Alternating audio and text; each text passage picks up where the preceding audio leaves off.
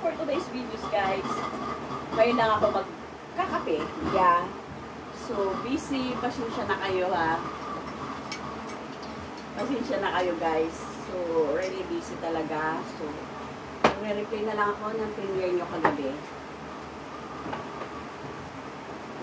Kape, may dadaan si Senior Ruben. Daan na pa. Pa. Ayaw niya dumaan.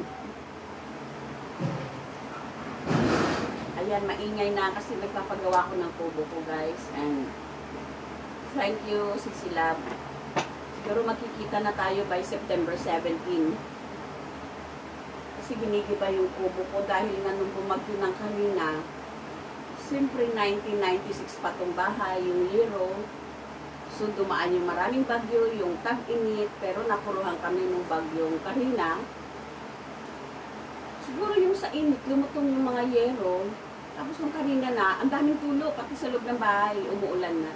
Sa sala, sa may altar ko, sa kitchen, sa CR, sa bathroom, sa room ko, sa room ng mga anak ko. Grabe, parang takot na ako. Sabi ko, Diyos ko, ulan, takbo na ako. Kukuha ko ng balde at saka basan. Alam mo na yung life ng pag mitulo ang bahay mo. Hindi ko na kaya. So sabi ko, ipagawa na. Grabe. Sabi ng mga anak ko, si mama, kapagawa na ba, walang pera yan.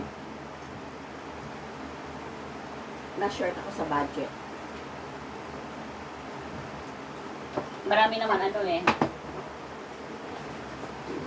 Si ano yun, si Senior Ruben yung dumaan. So, kaming dalawa, binabantayan namin yung paggawa. Kasi yung paggawa, guys, pakyaw. So, hindi arawan. Ang kausap lang namin yung contractor. So, yung mga tauhan siya na ang magsasahod noon. Tapos, dapat, contractor, pakyaw eh. Pero sagot namin yung lunch, kaya medyo busy.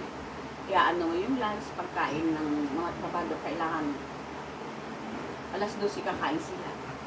Yung soft drinks, kailangan may sabaw. Pag hindi nilagat, tinulang manok, sinigang, adobo. Hindi mo kailangan pipirin kasi hard labor da. So, hoping someday makarating dito si Silalab, si Silab, and Tita Lins. Wala ng pera. Ang sa skyflake. Sausaw sa kape.